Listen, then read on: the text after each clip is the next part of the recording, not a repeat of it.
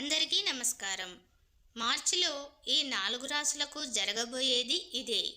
గ్రహాలు ఖగోళంలో సంచారం చేయడం అనేదానికి మార్చి నెల చాలా కీలకం అని జ్యోతిష్య పండితులు తెలియజేస్తున్నారు. ప్రధానంగా ఈ నెలలో కర్మల ప్రకారం ఫలితాలను ప్రసాదించే శనిదేవుడు, సంపదకు కారకుడయ్యే శుక్రుడు కలుసుకుంటున్నారు. దీనివల్ల అన్ని రాశులపైన ప్రభావం పడబోతుంది. శుక్రవారం మార్చి 2న మీనరాశిలోనికి ప్రవేశించి అప్పటికే అక్కడ సంచారం చేస్తున్న శనిదేవుడితో కలుస్తాడు.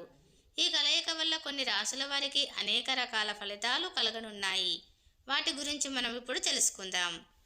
సింహరాశి.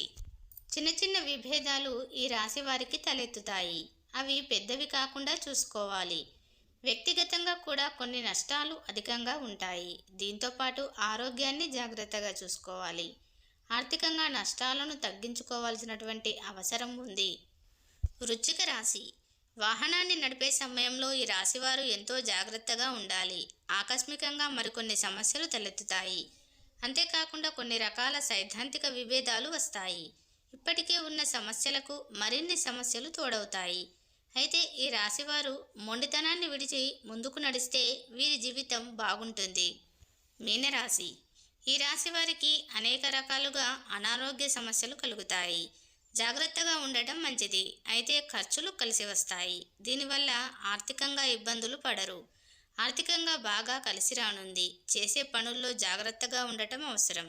ఇలా చేయడం వల్ల మంచి ఫలితాలను సాధిస్తారు. కర్కాటక రాశి. ముఖ్యమైన నిర్ణయాలు తీసుకునే క్రమంలో నలుగురితో చర్చించి తీసుకోవాలి. ఒక్కోసారి మీరు కోరుకున్న ఫలితాలు రాలేదని మానసిక సమస్యలను ఎదుర్కొంటారు. అయితే దృఢంగా నిలబడాలి. కెరియర్ పరంగా బాగుంది. సమస్యలు కూడా వస్తాయి. విభేదాలు పెరిగే అవకాశం ఉంది.